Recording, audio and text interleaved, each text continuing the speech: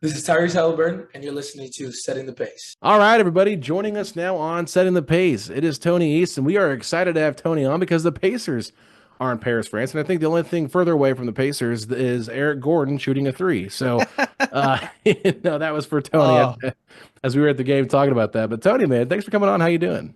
Alex, I had fun sitting next to you and you watching me just put my head in my hands every time Eric Gordon took a three steps behind the line, going, "Step forward! What is he doing?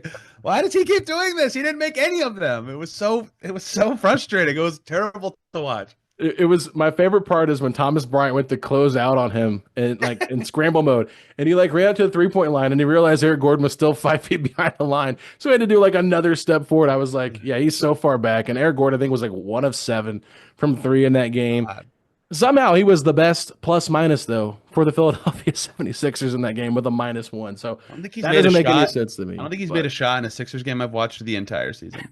it's been bad for Eric Gordon, but he was not somebody that me and Facci did put on our top 10 trade targets list that you guys will hear about later this week. So we steered clear of that. But talking about the Pacers, they are in Paris, France. I mean, obviously, I think the big question mark for me with this trip is, does this kind of disrupt potentially this momentum they're on right now? How can they avoid it being a distraction? I know we're not really there to kind of figure things out, but like, are you at all maybe a little bit worried that maybe this could be a distraction from how well they've been playing, how connected they've been? Possibly, yeah. I mean, it's funny to say this, but like their earlier gap in the season this long did disrupt their momentum. Fortunately, that time it was downward momentum that Yeah. they needed something to stop.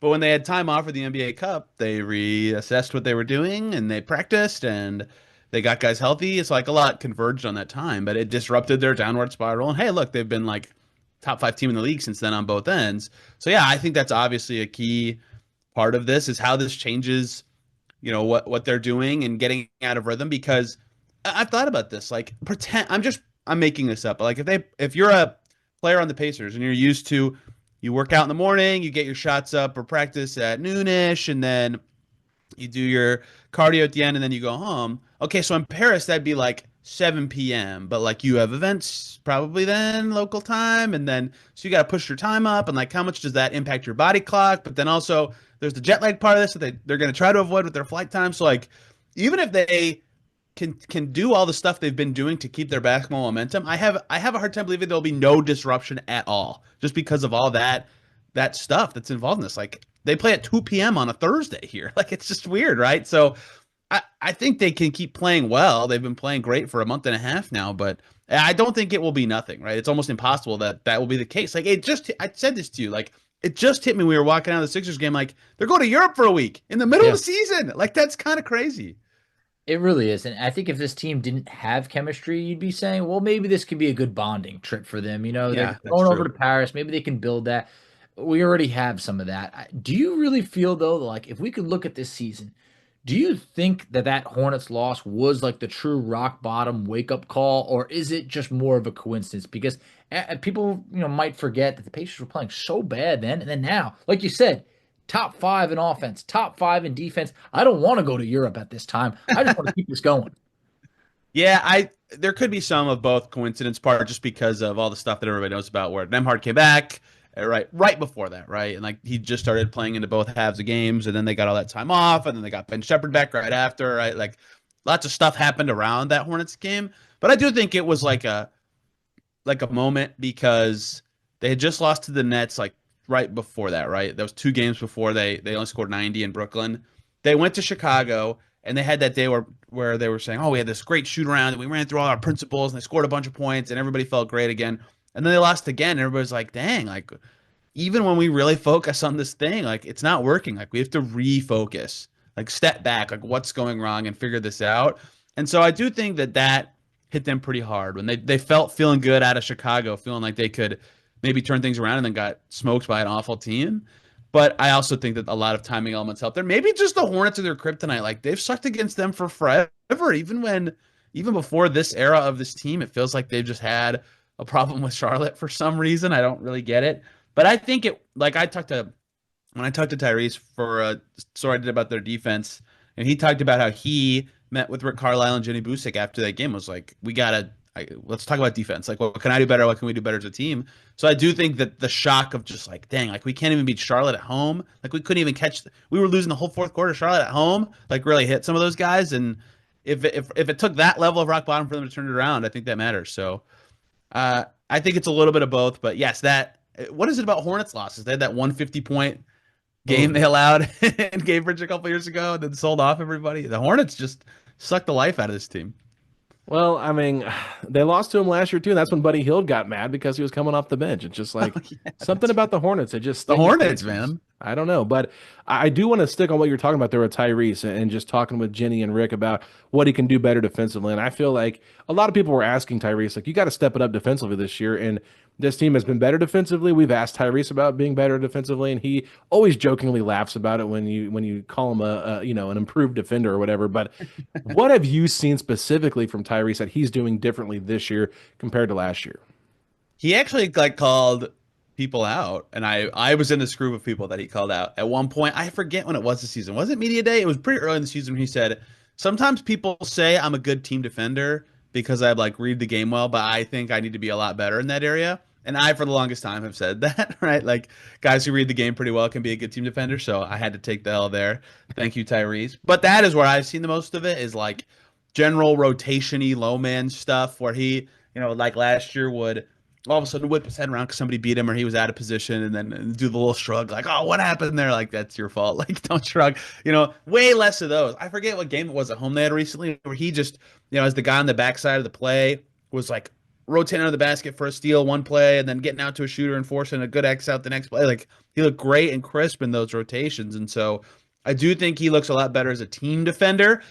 Teams still do pick on him, right? Like, he's still the weak link on ball of that starting five for sure. And even if they switch to starting five, he would be. There's a reason they don't put him on other teams' best players. Like, that will be his next defensive step. But the thing that I already said sometimes that I thought he was good at, he's actually doing much better this season. And so, yeah, he's still like probably in the below 50th percentile as a defender, but certainly climbing from where he was last year. And I think that's been really important.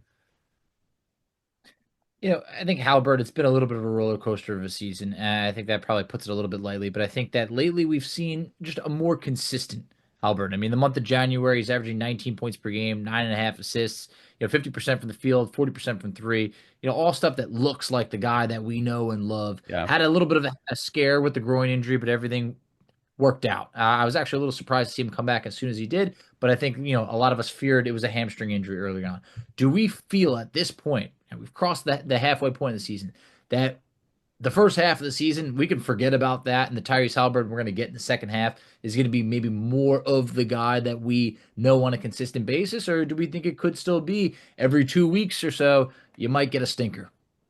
Yeah, I mean, it's weird to say this because the way their offense has kind of gone this year, especially early when he was not playing well, they've had nights where it was a Siakam night or a Mathurin night, or recently Nembhard takes it up the floor more often than Halliburton against Philly. He had the OKC game where he stunk and they lost and he got killed for it. What did he just have against Philly? Like 9 and 9, right? Or, not a high statistical night. No one said anything because they still found ways to score and clearly won on the back of their defense. Like, it's very results based when people decide to care about how well or poorly he performed. I don't think his scoring will reach last year levels this year. I just don't think it really needs to with the depth this team has and improvements from other guys.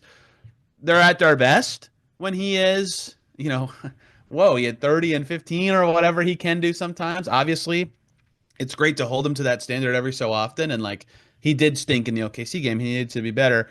I just do think they're, as the team has evolved at this season, I don't think it's reasonable to assume that he'll be as high volume as he was last year, even though, again, when he can be, when it works for them, he plays their best. I'm trying to look up his touches per game this year compared to last year to make this point I'm trying to make, because they don't need him to have as high of usage this year. So I do think that he'll settle into what he's been since that Hornets game, right? Which is, what'd you say, 18 and 9-ish on good splits. 2 years ago when he was probably the last East All-Star, maybe the second to last one who actually made it. That was about what he was, right? He was like a 20 and 9 guy that year. And then last year started the game off so crazily, or the year off so crazily that it didn't matter. So he's third in the NBA in touches this year, 93.4 per game. Trae Young has passed him Jokic is at an absurd like 107 number.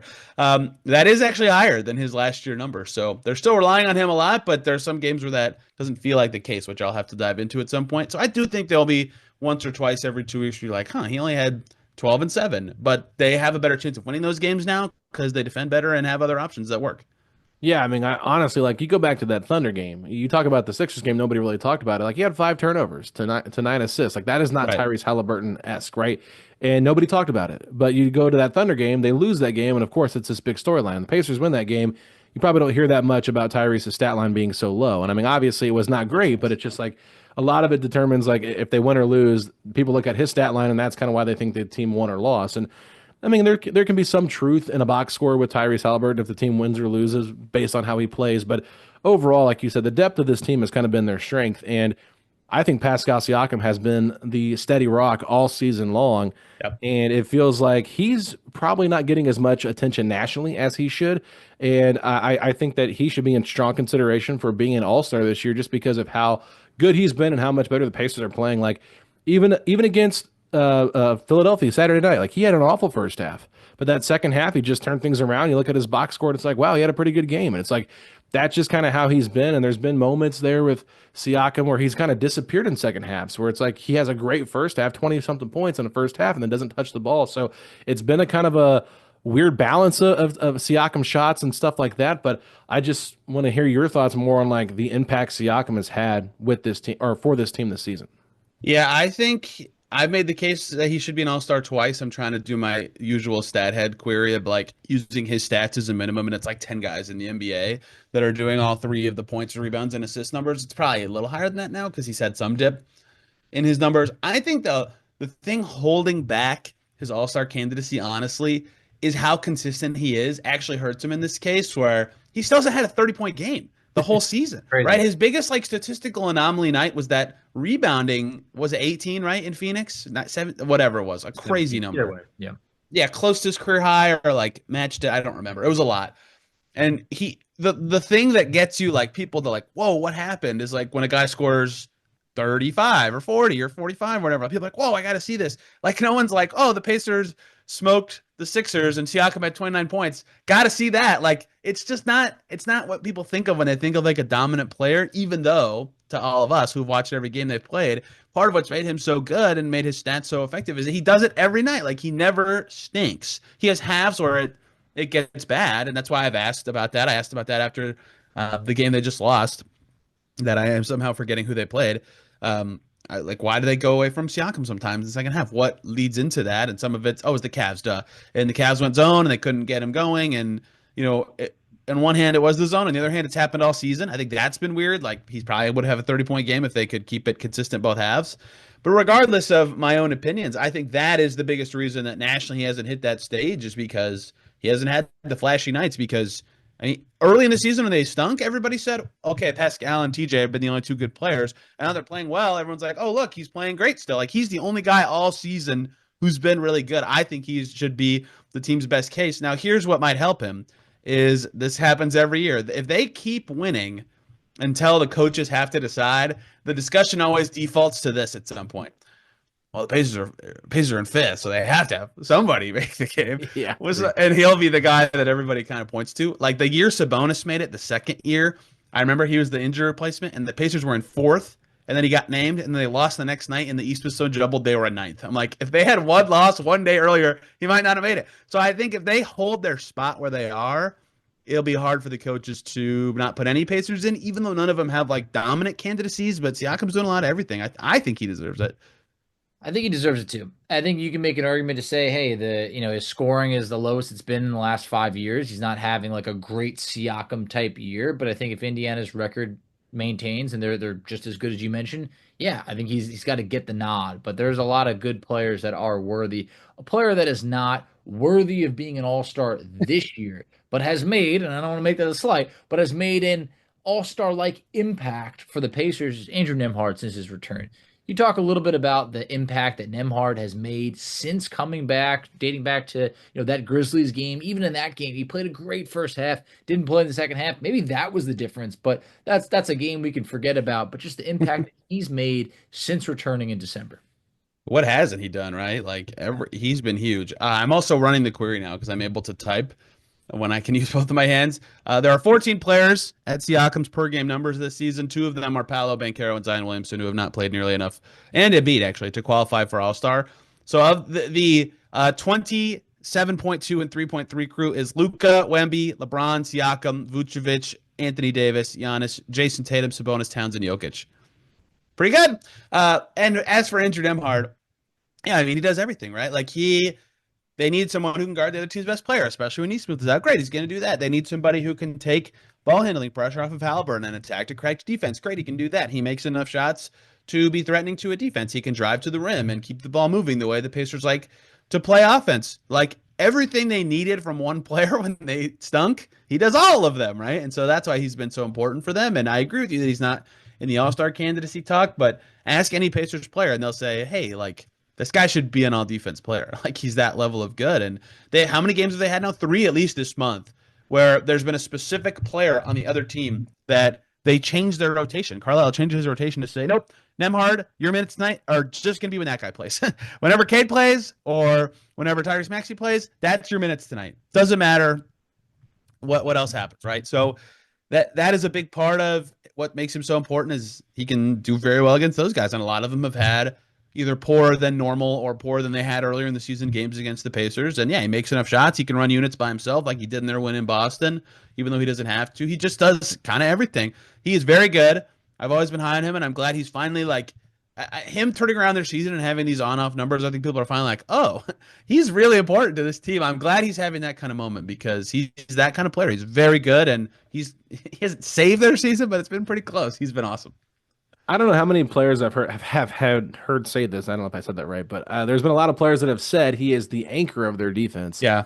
And I love hearing that because a lot of times you think of anchor like being like Miles Turner, like he's like the anchor of their defense because like he funnels everything at the rim and protects the rim. Like that's important too. But when you're going up against elite guards in today's NBA, like you need somebody that can go out there and guard them. Yep. And I think for Nembhard, there's sometimes, like asking him to do that every single night is a tall task. And I don't think sometimes fans maybe appreciate how difficult it is to go out there and guard these guys. Like, yeah, if Maxey scores 25 points or 28 points, whatever it was, like, Nembhard was still a +3 in that game. It's not like Nembhard had a bad game. It's just that when you're guarding the best player for the other team every single night, like they're still going to get their buckets.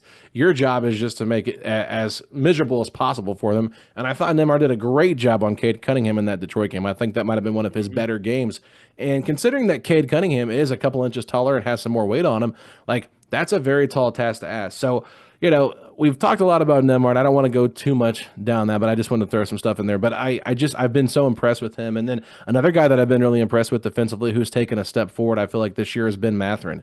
And it's been such an interesting dynamic for him all season long because they really needed him early in the season with so many injuries. And now there's this conversation of, should he continue to start and all that? And I want to get into you with that a little bit later. But from Benn Mathurin this season, what has been the most important thing you've seen from him in terms of development? That he can have games where you don't notice him, and I mean that in a good way. I've made this point before, but usually this is such an insult to players. Like, oh wow, I'll name a past Pacer. I don't know. I'll use Thad because everybody knows Thad's awesome, right? Oh wow, I didn't even realize Thad Young was out there tonight. Like people say that when someone has like a stinker, like they don't do anything impactful. The way Benn Mathurin plays is a lot of like loud, like whoa, or he's very involved because he's defending the ball, or he has the ball, or he's taking a huge shot or whatever, and he like does a lot of hard things on the court. Like a lot of that stuff really stands out when it happens, good or bad, so it's very noticeable. So when he'd have these games, he had like 5 or 6 in late December and early January, where he led the Pacers in plus minus and had like 2 plays the whole game where I was like, oh, that was a Mathurin play. And then he'd walk out with 14 points and 8 rebounds. And I'm like, man, like that is awesome for the Pacers that he is quietly having good statistical games and just blending in and crushing with the starting 5 because they know and he knows that he is capable of like any game where his matchup is easy. He's just going to score 20 plus points on 8 for 12 shooting or something like that. So I think that's what's impressed me the most is that he can have quiet games and they're not like bad quiet games. They're quiet. And he was contributing the whole time because he's never had that before. Right? Even last year when there were some moments where it felt like He was blending what he could do with what the team needed him to do. Everybody remember that game in Detroit last season where he had like 6 assists and saved them. He was awesome, making a lefty pass cross court. Right, this year, his growth has been more towards what everybody's been saying forever about that blend what he is with what the team needs. And in some ways, I feel like it's the Pacers who have kind of met in the middle, and in some ways, I feel like it's him who's met in the middle, and that's why he's looked so good to me. Even though there are some nights where when his role is not needed, it feels like he didn't do anything, but that's kind of fine, right? The fact that they still have these awesome ratings with the lineups he's out there says everything about his growth. I think when you're talking about his growth has affected winning, and that was a big question coming into the year. Is like, okay, he can do a lot of great stuff, but what about winning games? Can he help Indiana win games? He has, but I think it's also for the fan base. It's hard to say Mathurin's name without Nesmith's name coming in there right behind him, because this is the who's going to start in the end. In the beginning of the season, you had Nesmith starting. Obviously, the injury leads to Mathurin starting. Now Nesmith's back.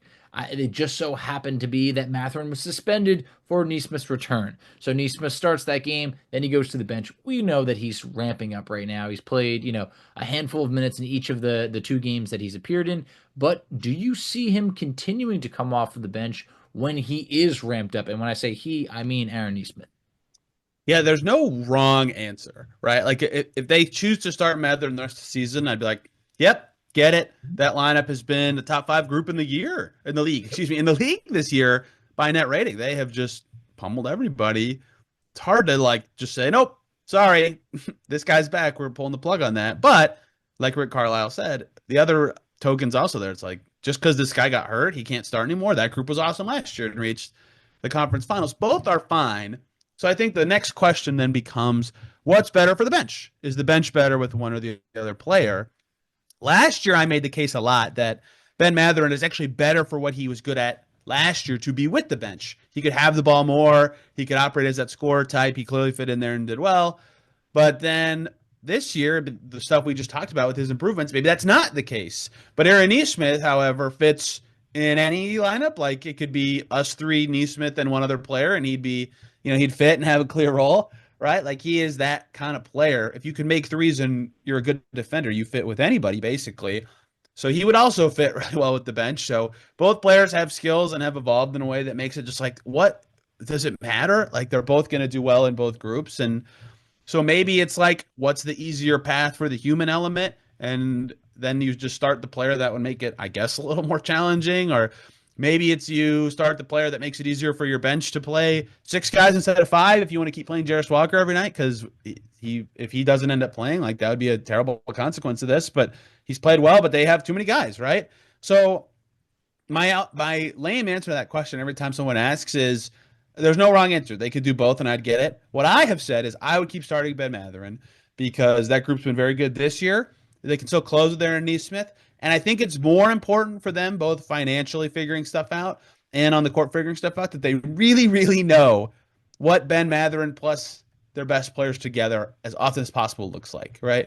If it teeters again in the future and they feel like they have to switch it back, 1, they have a great answer to how they would switch it. And 2, they would know, like, okay, that this is just not the right choice. This is the 2nd season in a row that they've opted out of having him pair with those guys. So I would keep going with Benn Mathurin as the Pacers, knowing all well that even when Nesmith is playing as many minutes as possible, he could still play 30 and close games. But there's no wrong answer, and I think that's a good thing. But as I say, as Will Furr taught me years ago, a good problem to have is still a problem, and you got to find the answers to those problems. So we'll see what they do. No, I mean, I think after our conversations about this whole entire discussion, it did kind of open up my eyes a little bit. I think I was more so leaning like, okay, yeah, once Nesmith kind of gets back into the swing of things, it would make more sense for Rick to go back to him just because defensively, I think their ceiling is higher and the starting 5 with Nesmith starting over Mathurin. But you brought up the human element side of it, and it's like, who's going to be affected more by coming off the bench? And I think that could really mess with Mathurin in terms of just mentally, like, impacting him, kind of getting down on himself. And you brought up Jarace Walker, and if you want to start Mathurin over Nesmith to kind of like almost kind of help mentally keep him right and in the right mind, like feeling good about himself without kind of crushing his spirits a little bit, the same effect can be had with Jarace Walker not playing. Now his spirits could be crushed a little bit because I feel like he's been playing his best basketball of his young career so far, and now. Really? If he's not going to get into the rotation once Nesmith's fully back, like how does that impact him? So I'm curious your thoughts on how Walker kind of navigates this emotionally, mentally, if he is indeed the guy that isn't going to end up seeing playing time once Nesmith's fully back and fully healthy. Yeah, I don't know. I mean, it would have Yeah. to be so hard because he's playing, like you said, the best basketball he's ever played. And like at every turn this year and even entering this year, you've been around, like you've heard everybody said, yeah, we try to keep, we try to tell Walk, like, your time's coming, man, your time's coming. Even after the game they just played, he came in when he played 8.5 minutes against Philly, and he was very impactful. He dunked it right away, forced a turnover, turned the game around when they were only up 3 when he came in. And then Siakam post game with Jeremiah Johnson's like, yeah, Jarace was huge. Like, we've been telling him to be ready and all that. If he could keep doing that, that's great. But the thing they did early in the season was like almost too cute. That's like too harsh almost. But when they did Shepherd one half and Walker the other, I'm like, that doesn't make your chances of winning as high as possible, even if it's theoretically the best possible thing for development. So it's going to be hard. I think Rick Carlisle's played the right note so far of saying like it's on him to be the best communicator possible, to tell everybody what's expected of them, what role they're going to have coming, how they can be ready for it, because there's a chance Jarace doesn't play after he finally played. It's the same thing with Mathurin, right? Okay, Benn Mathurin, you're finally playing your best of your career in terms of fitting in with this group, and you're doing everything we asked, and now you're getting benched. Like that sounds wrong, right?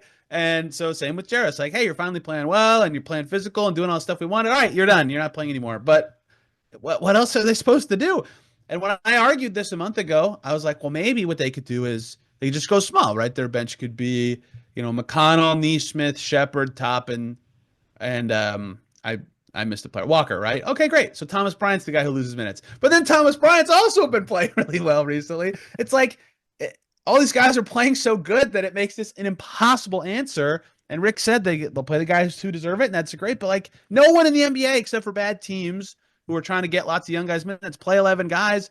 And yeah, they've given themselves enough of a buffer to like try it, I guess, but it's just really hard. So I don't know how they'll handle that. And I don't know how anyone will take it, because someone has to not play or play a lot less. And it's just really tough to imagine anyone being the loser of it. They've all kind of made their case.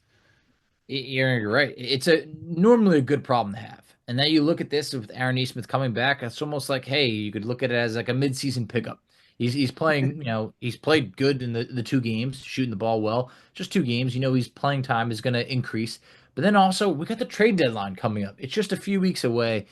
You look at this, I don't see the Pacers making a move just to make a move. Could they dangle a James Wiseman contract, maybe an Isaiah Jackson contract? You could, but then you have even more of a playing time issue than what you just mentioned, because now you're trying to bring in another guy to get playing time in when you already don't have enough time for the other guys that you mentioned. What do you see Indiana looking to have as their motive or their angle as the trade deadline approaches in just a few weeks?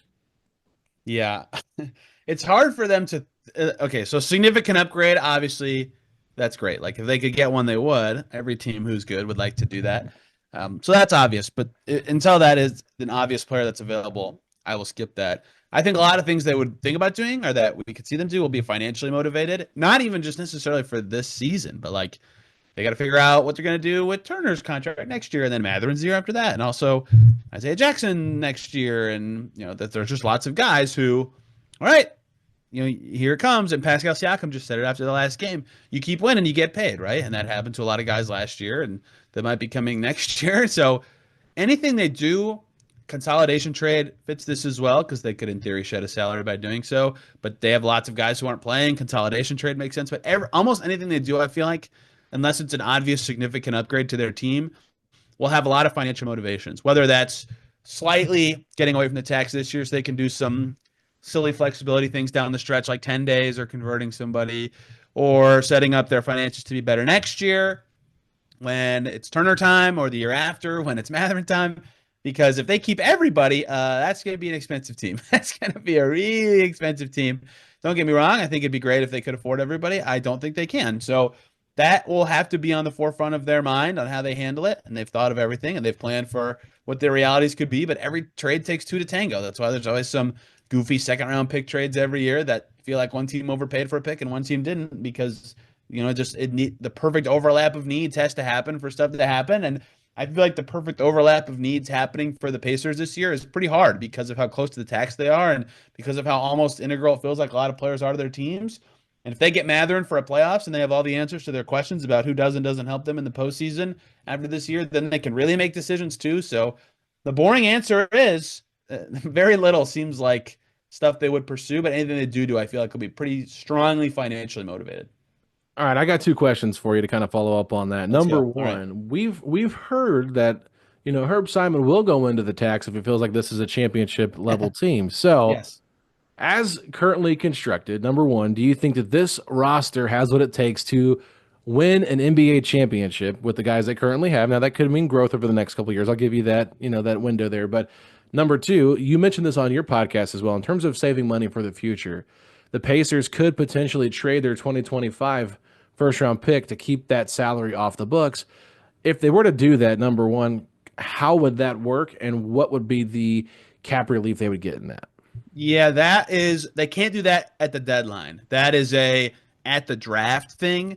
But if they add a first, it's funny to say this 1 year after I talked a lot about with pick 36. I kept the pick they had last year and they got Furphy. I kept saying I'm making a pick if I'm making the Pacers' best pick because I want a young player in the pipeline for when inevitably I have to probably trade one of Jarace Walker or Benn Mathurin in my big swing for my next awesome player, right? I want young players in the pipeline. But now they're coming up on another first rounder, and I'm like, what are they going to do with the 2025 first? Like, they already are having trouble playing a good young player in Jarace Walker. Furphy's not playing at all. Like, another first isn't going to play, and that player's just immediately going to have less value than what the pick has. They can't trade their 2025 first now because of the Stepien rule, but they can after the draft, after the player's picked, right? So the thought is, if you trade that player away, they're not on your books, and it's hard to say exactly what that salary benefit would be because we don't know what pick they'll have. $3 million ish, $3.5 million, but that's like important wiggle room for them with how their team is really structured. If they could trade it for a pick in the 2026 draft that is guaranteed to be a first, whether that's an unprotected pick or a worst of a team that has 226 picks, then they could trade a first any year. They would no longer have any Stepien issues. They could trade a 27 first immediately by doing so and help with their salary. So that's like something to monitor in June because of their draft reality. But I don't think that they literally legally can't do that at this trade deadline. But their first is just such a weird one, right? What do they want to do with this at this time? But it is considered a good draft. So, and they could go the opposite route and trade like young guys, and then they're like, oh, suddenly we need the 2025 first. Regardless, that is that idea. I forget the other part of the question. Is this a championship level team as currently constructed? Yeah. Right. This season, probably not. Right. I don't think anyone would pick them in the top 10 of odds this year, which is kind of wild because they're at about a quarter of the season being top 5 on both ends of the floor. But they're close. Like, they have two probably second tier level stars for a playoff run, and that got them to the conference finals last year before they got mowed down by Boston. We'll see what this year looks like on that stage. But yeah, I think in the absence of a little more growth, I can't say this year, but it's possible this team is good enough to be conference finals level good, like consistently when a lot of their young guys hit their peak, but they got to do it before like Siakam ages or Turner ages or anything like that, right? So the window for this specific group with not another significant addition is probably only the next 2 years maybe. So that's why all these financial aspects and trade aspects are important discussions, but it's tough for them or any team because of the way the aprons have taken hold and the cap barely grew this year to really do much of anything this year. So I expect this summer to be much more interesting than this February. I'm right there with you. I think a lot of also the fan base is that this is a matter you probably got to resolve in the offseason rather than at the deadline. Indiana's not just going to fix all of their problems, in the next couple weeks. But should they feel the pressure as it relates to Miles Turner's status and potentially being able to walk away? I mean, obviously, they are not legally able to negotiate as the season goes on. And I'm sure they have a number in mind, and I'm sure Turner has a number in mind. Of course, exactly. A little wing, who knows whatever goes on. But should they feel that pressure to know that if they are far apart, well, this is sort of the only exit plan before the offseason, or do they just say, hey, you know what? This is something we're going to work out, whether it's a sign and trade, whether it's getting the deal done, anything of that sort. Let's continue to kick this can until we can't kick it no more. Yeah, I mean, it's weird because they have to think about it. Like, they just have to. Every team with every expiring contract unless you're like a for sure top flight championship contender. Well, at least like think about it. 2 years ago, when he got the renegotiation extension, Rick Carlisle said it, right? He said this trade deadline might have looked different if we didn't extend Miles. And that team ended up being bad. Like Halliburton got hurt and they closed the season poorly. It got a lottery pick. They did not necessarily put their best foot forward in the wins department to close that season out, but like they were like 500-ish at the trade deadline, and they, would have had to think about what a trade of him would have looked like then. Last year, they were good, and they traded away Buddy Hield and his expiring contract, right? Like this front office has thought about their expirings and what to do with them all the time. So they have to think about it, but I do think market dynamics are probably slightly in their favor in the summer.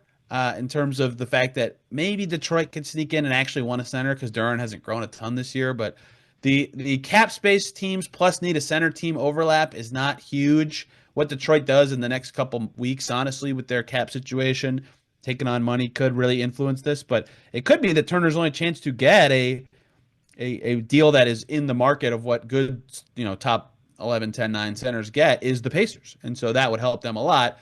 If he has one other shooter, all of a sudden that becomes more awkward. So I think the resolution will go into the summer. I don't see them trading him. He's good, and they're a good team. And if he is good enough, and I think he is, as we saw last year, to help them win a round or two in the playoffs, yeah, you got to keep that guy. That's what the goals are for this season. So they should think about it. If there's like the right trade, which would probably require getting a center back or getting an insane asset haul back or getting an insane upgrade.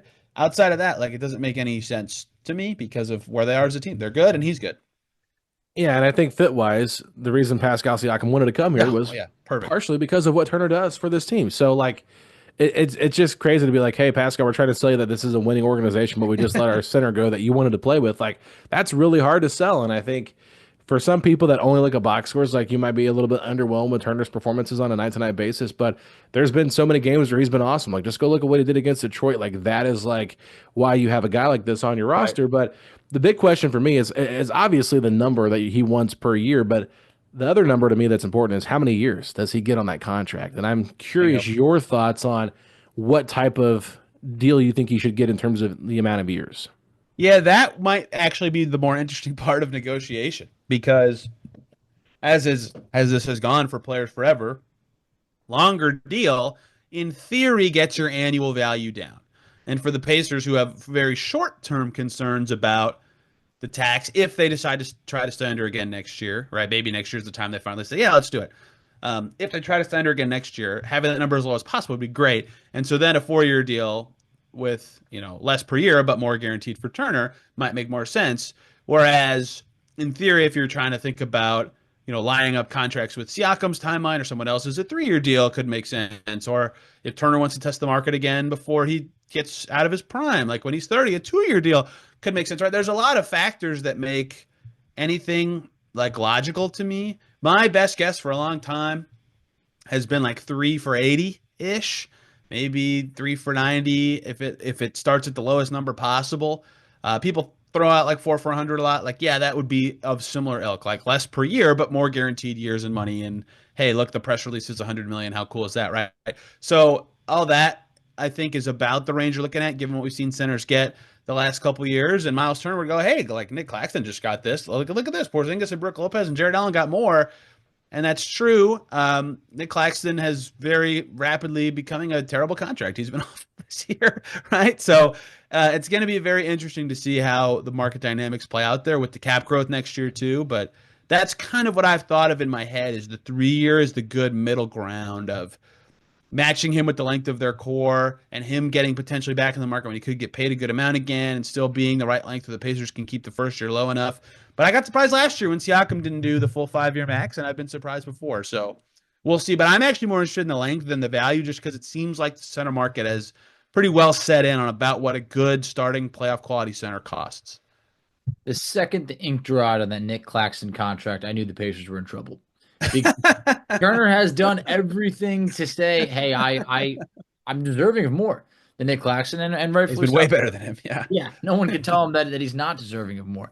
So it's going to be a tricky situation. But does it feel like almost like the elephants in the room of just like if they're going to bring back Turner, someone's got to go? And we've not seen the Pacers just make moves where they're attaching picks to really get rid of players or anything of that sort before. But they're in a situation now where it felt like when they brought back Obi Toppin, it was, hey, this is a tradable contract. And I think that Obi's a guy where it's hard for him to really get his value up. He is kind of who he is. He's a good player, but I don't think that teams look at him as, hey, this is a guy that could, maybe break out and be an all-star, be a fringe all-star, anything of that sort. Does it look like Obi Toppin might be the odd man out when you look at the rest of this core of, hey, Andrew Nembhard's contract's about to start. You're not moving a Siakam or a Halliburton. You look at Obi, and it just feels like that's the guy that's got to go if you're going to bring back Turner and or re-sign Mathurin. Yeah, I think the only true salary dump using picks that Kevin Pritchard's ever done is like the most forgotten, boring trade ever. But I believe it was TJ Leaf in a second rounder for Jalen LeCue. Yeah. Yep. And then the Torrey Craig for Jalen Smith trade was very financially motivated. That ended up working out great for them, but they didn't have to attach picks in that one. That was a funny one too. So in theory, yeah, they've never had to go like that hard on cutting money. And so when I look at what teams have done historically, or like what makes the most sense in my head for how I would try to slash payroll if I had to do it as a front office, I would try to look at the player who's like, if you compare the money they make and the role they have, it feels like the biggest difference, or it feels like the biggest net negative, if that's even the case. I don't think Obi Toppin has a bad contract, but I think you're right that he probably fits that bill the best in terms of like, $15 million a year for a backup four who plays tops 20 minutes a game, right? And he fits better on the Pacers than any other team. That's why I think the contract they gave him made sense for them last summer. And starting next year, every single year for the rest of his deal fits into the non-tax pyramid level exception. So in theory, they could just throw it to a team over the cap that could afford him under the tax. Say, hey, take this guy. That'd be great, right? So there are lots of ways it could go, but I agree that might be the case. If McConnell keeps struggling, maybe I would think about him the same way. Like backup point guards who are 6 feet tall don't normally make over $10 million a year, but same thing with Toppin. The way the Pacers play, TJ McConnell's like as good as it gets as a backup five, and he started the season awesome. So yeah, I would assume if they're just straight up trying to get off of money, it'd be one of those two for no salary in return, or one of those two for a cheaper player at their position. But that's why consolidation will be a hot topic in the next couple of weeks, or even in the offseason, because that's the other way to do it is, young player plus vet for a good thing, but that makes less. So I agree with you, though, that is the right name to start with, or place to start once that conversation has to happen, inevitably. I think a lot of people were negative about Obi Toppin's number in the offseason because it happened so quick. They didn't even really let him test free agency. Yeah, restricted free agency. And they gave him a lot of money in terms of like what I think a lot of people thought his value was. But I don't think people realize how good Obi Toppin is in this Pacers system. So like I think they were comfortable with the number. And to me, I didn't think it was that outrageous. I mean, it's a longer deal. Maybe people didn't feel like they needed to go that long. I think it's the length that makes people think that way, right? Yeah. Like when I've been chatting with people about it, people are like, oh, they could get off of Toppin's money. I'm like, get off of it. It's not that bad, is it? But I think it's just that it's 4 years long. Like I don't think anybody thinks that the value. But like everybody's talked about Cam Johnson. Like if you're the Nets, you don't want 4 years of this guy on your team, even if you think he could help you or like would in theory be a player you'd want. Like that's a long time for planning purposes. I think the length is more the deterrent than the value, which is really a kind of weird thing. Like someone would have offered him a 4-year deal as a restricted free agent. I don't know what price point, but yeah. I wondered too why the Pacers did 4 years. Was it because they wanted Obi to feel like comfortable at home back in Indiana? I mean, obviously, like I think they really like him in terms of just like on and off the court. Like the type of person Obi Toppin is just like top notch. Like he might be one of the nicest people on the Pacers roster that I've met. Very big ambassador of the city. Like we always see him at events and things like that. So I don't know if that had any part of it as well, Tony. I mean, you might know, but I just think that Obi's a good player, and I think he's a really good dude too. Happy teams play hard, right? Yeah, yeah, true. He'd be going there, I guess, but yeah, and it was before restricted free agency. I'm pretty sure he would have got an offer sheet starting at like $10 million a year for sure. But I wonder with the length, like to go back to what we just said with Turner, if it's you have fewer years but it's more per year, how much, if any, it mattered to them that it would fit into the non-taxpayer, like I said, which is now possible to use as a trade exception. And again, this year, this trade deadline, people will think that like the new CBA is killing trades and all that. And it's like, no, this year is unique because it's the first year of the aprons that teams didn't know was coming for a while. and the cap barely grew. Next year, people understand the rules better. It's been in place for a year, and the cap is almost certainly going to grow 10%. A lot more will very quickly become possible. And so I do wonder if it's like, well, if we can keep the annual value down a bit and just open up that trade option as early as the second year. Like, I don't know that mattered to them, or that even came up in the meeting, right? But that's just stuff that I'm like, it's just the number's so close that it feels intentional, right? And I think it's fine. Like $15 million a year player for a good bench player is like pretty close to the going rate, maybe a little high, I guess. But again, he uniquely fits Indiana better than other teams. So it's just, you never know what becomes important in these negotiations. But for a team that had a superpower of chemistry and depth last year, the Pacers clearly valued that. And right now, that's showing its teeth again, even though at the start of the season, a team with a lot of depth did not have depth when they were really hurt. We knew this team was going to bank on internal development. They were very upfront about that. And we knew that we had the guys to be able to improve internally. We've talked about Mathurin taking steps forward. We talked about Jarace Walker taking some steps forward as well. But the playing time for both of those guys is still a little bit, we know what we're getting out of Mathurin in terms of, minutes, but it's still hard for both those players to fully reach their full potential here. Do we think that we've seen enough internal development this year, or is it right to say maybe we expected a little bit more from this team internally? I apologize for laughing during your question, but apparently it's breaking news that needs to be tweeted by multiple people that Modest Buzelis is doing the dunk contest. So I did get that notification. I looked down and then I looked up again and I went, well, that's that. Why is this a thing that 3 people who I have notificacations on for are sharing it the world? Slow day. Him and Castle. Are you guys? Yeah, I was gonna say, are you guys psyched about 2 rookies in the dunk contest? Let's go. That's where we're Is at. Obi Toppin going to be in the dunk contest? That's what I want to know. I know he would do great. He was technically in it last year, right? He stood around the court while his brother did stuff, but he was involved. Yeah. Involved is the right word. At least they're all NBA players thus far. I think once you're dipping down in the G League, it's like, come on, we want to know these guys. Was there a podcast that didn't cover the Pacers that was recording when the notification came out that Cassius Stanley was doing the dunk contest? I was like, Cassius Stanley, why am I getting? Probably, yeah. Hey, who knows? That man had hops. I'll give him that. Yeah, he should have moved on from the first round.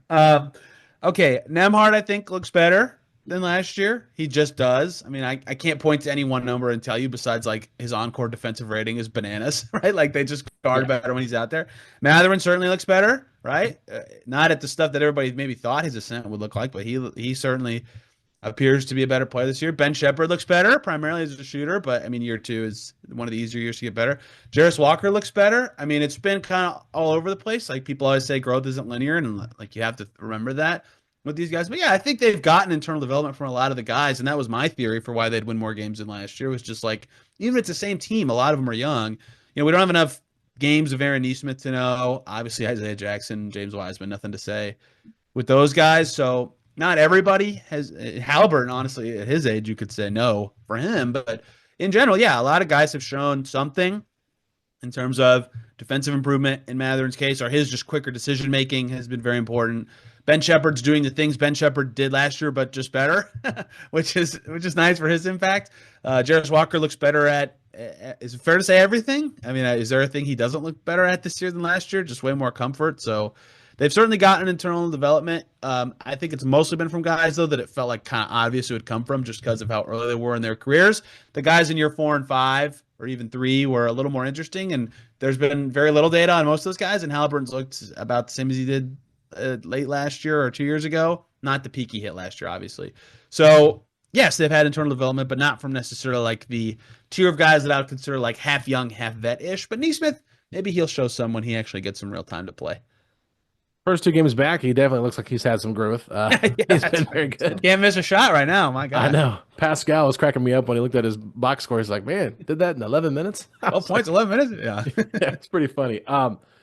Backup centers are always a fun conversation on this podcast. It's been the whole thing all season long. But moving forward, the question for me is, out of the 3 backup centers they have now, 2 are hurt, Wiseman and Ijax. You've also got Thomas Bryant. How many of them do you think are on the roster next year for the Pacers?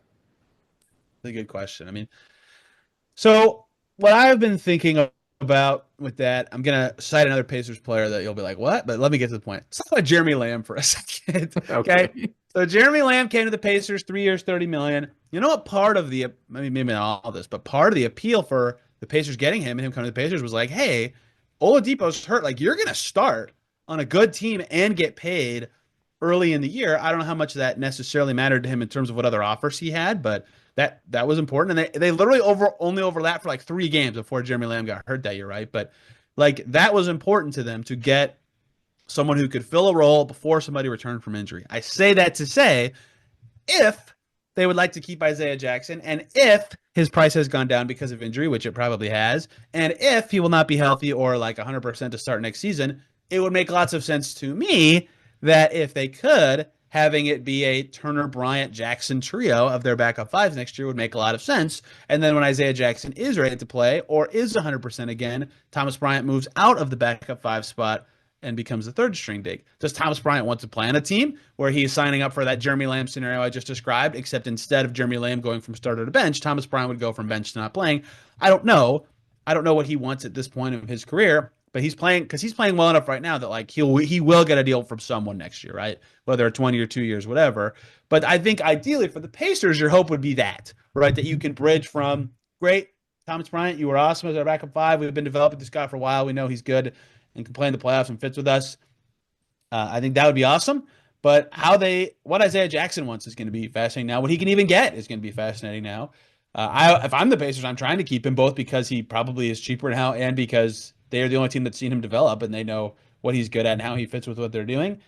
But they need someone else. Like, you cannot start your season with your backup center being somebody who's coming off an Achilles tear. So if they could keep Thomas Bryant and him, that's what I'd be trying to do as the front office. But that is a scary thing. Can I also insert a name of this conversation just to do it? Yes, please. What? Let's talk about Enrique Freeman. No.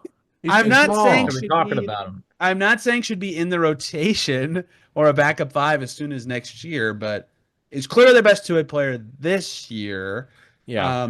And we talked for years about, what if Terry Taylor was a little taller? Okay, there he is. He's right there. They have him on the team right now. His name's Enrique Freeman. He's not as good at finishing as Terry Taylor was yet, but I wonder if he keeps playing. Like, he is just kicking butt in the G. If he keeps playing well, if he could get converted this year at some point, especially if they trade off Wiseman's deal, and then what that looks like if they have another center who can kind of play the 4 in the mix. But then you have maybe too many centers. Like, there's a point where you're spending too much money at the 5. So he could be a consideration if they want him to be the 3rd center.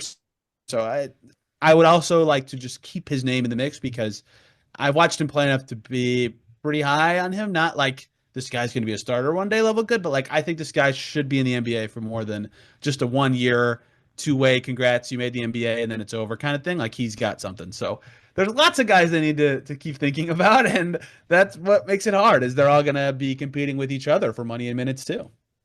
Yeah, I think sometimes we're all like, hey, these are great guys. We'd love to see them get a chance at this, that. But hey, at the end of the day, we got to win games. And I think Freeman still needs time to develop. And I think that he is developing nice in the G League. But I think for right now, at least this year, I'm still hesitant. Could things change? Oh, yeah, not this year. Not this year. Could things change next year? Very possible. But as we look at this team, I would say one of the last questions I have is, do you feel Indiana being, say, a top 5 seed is sustainable, or do you think them finishing maybe 6th or worse is probably more of where things will finish? Because here's how I look at it. As things stood right now, I wouldn't be afraid playing the Milwaukee Bucks in round 1. It's a team that you are familiar with. It's a team that you have confidence against. However, I would like to avoid a healthy New York Knicks team that has a really good starting 5. They're going to be out for, revenge. I'm sure Milwaukee would be too, but it just feels like a big difference where, hey, if you could be the 5th seed and play the Bucks in round 1 and things could change drastically since then, it feels like a big difference between falling to 6, 7, or anything else like that. I am pretty interested how the tiering in the East standings will go. Cavs at the top. Great, that's done. Probably Celtics, Knicks, 2, 3 in some order. Yeah, okay, I feel pretty good about that. And then right now, like Bucks, Pacers, Bucks, Pacers, Magic feels like 4, 5, 6. And then you open the standings, you're like, oh, the Hawks are ahead of the Magic. Like, when did that happen, right? That came out of nowhere. And I get that the Magic have been really hurt with their good players. And also this group from 4 to 9 is separated by 3 games, right? Like, there's a lot that could happen in there. Now, 9 is Detroit. Are they really going to surge? Do they want to surge this year? Should they want to surge this year? The Heat are a massive question mark, obviously. I think they have something going on. I can't exactly remember if there's any nonsense going on with the Heat. So it's not going to be hard for them to stay in the top six. All right. Basically, the bar to be top six is be better than Miami and Atlanta, which it seems like they should be. But how the seeding actually shakes out of the tiering, like they've been playing better than just about anybody recently. The Knicks are 4-6 in their last 10 games. The Magic are 3-7. Where exactly they finish, I think will be, can they stay in that tier with the Bucks? And what I would say is the Magic when they're healthy. Although the Hawks keep just somehow winning games and surprising me. I think their record when they have all three of Trae Young, Jalen Johnson, and oh my gosh, DeAndre Hunter is like 15-6 or something. Like the Hawks might actually be pretty good. But I think it's very possible for them to get in the top six. And I agree with you. They should really want to get to that 4-5. Right? They can definitely beat any of those teams that we've been talking about in that range right now. I think they could beat the Knicks in a series. I would not pick them to right now, but I think they could beat the Knicks in a series. I don't think they or anybody wants to play the Cavs or the Celtics in the playoffs. So it's very important to make the playoff field this year and not to play in, even more so than last year in the Eastern Conference. And I think they're totally capable of it, but there's so much movement. All these teams are so close. Like injuries are going to matter a lot, and like random games against those teams are going to matter a lot. So the standings watch race might start pretty early this year because it's so close. Maybe eventually the Bulls are finally going to start sucking. They've lost 5 in a row. They're finally out of this. So like the Pacers are pretty much guaranteed top 9, but like how it goes after that is they have to keep playing well for a little longer for me to feel like, yeah, it's a lock that they won't be in the play-in this year and have a tough first round opponent. Yeah, just to answer that question, Facci, from my perspective, I will just say this. If the Pacers can avoid being on the same side as Boston, I think that's a win. Yeah, I agree with that too. I know Cleveland's the number 1 seed. They've been playing pretty good, and Boston hasn't looked great the last month or so, but like, I don't know. We saw how good Boston was last year, and I still think their ceiling is significantly higher than what the Cavs are. And even though I like the Cavs a lot, like they've been super impressive, and you have to give Kenny Atkinson and that group a lot of credit. I just, they haven't really done it yet. And I think that's where you have to feel a little bit more confident if you're the Pacers going up against them. And they just beat them in Cleveland. And without, I don't know I forget who didn't play. Halliburton didn't play in that game against the Cavs on that Tuesday night. They still, they played okay against them. Not a great game, but, that's still playing them in a rematch. I still felt like that was pretty impressive. So, anyway, Tony, it's been a lot of fun. I know that there's probably more things we could talk about if we want to get in the nitty gritty, but I think we've covered almost every player except maybe Johnny Furphy. So if you have any hot takes on that or any thoughts on Paris. I have one thing to say about Johnny Furphy. He has played 5, I think, G League games now. 3 of them have not been good, and 2 of them have been good.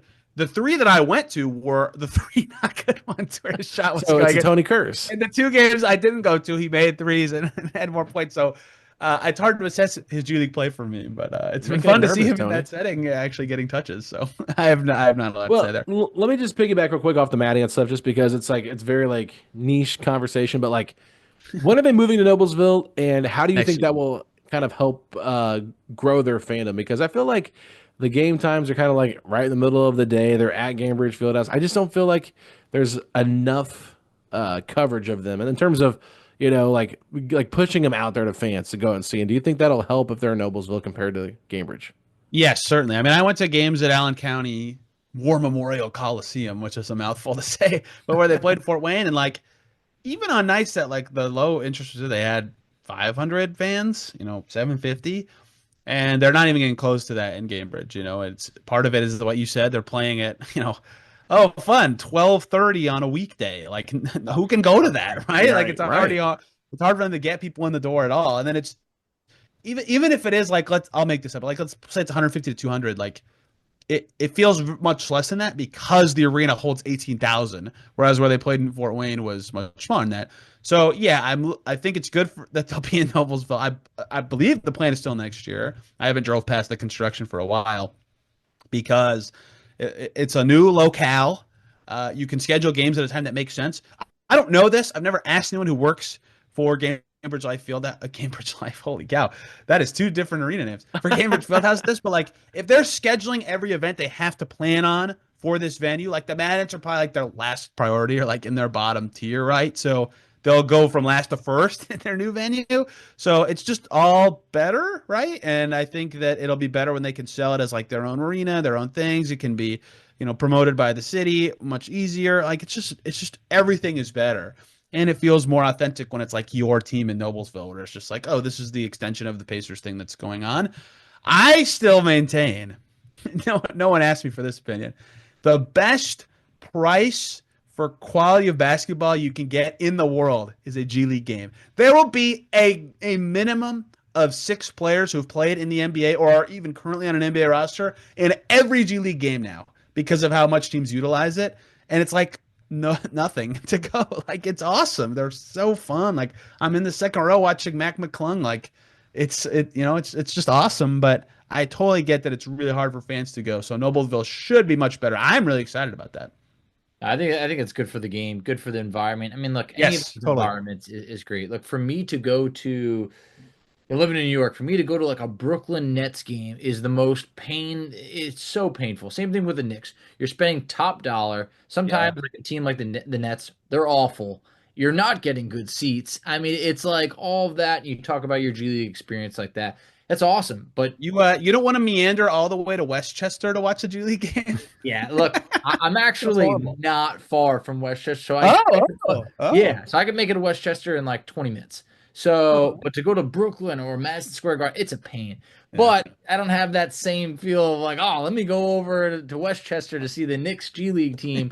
But hey, you're right. You're going to see NBA players. So I think it's fun. It's affordable. But if you're playing at 12:30, 1 o'clock, you just can't make it if you're the average person who's working a job. But Tony, I think this has been a blast. We went through a lot of different topics. Always appreciate you, coming back on our show, doing one of these, collabs. But please tell everybody where they can find you on social media and some of the awesome content you're always putting out through your show.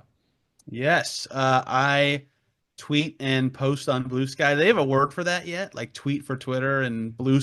I've heard skeeting. Yeah, you're a big Blue Sky guy. I'm not a big Blue Sky. I'm never on there. He's pitching it hard in the beginning, but I was in the beginning. Tweet on Twitter. I don't know. I can't.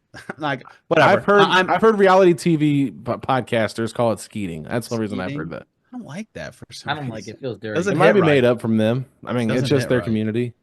But I don't know. Well, post on Blue Sky sounds too formal. I post on Twitter as well. I'm at Tony R. East on both of those. Anything I write for Forbes or say on the Locked On Pacers podcast, you can find in those feeds. All right. Well, hey, Tony, appreciate you, and I can't wait to do it again.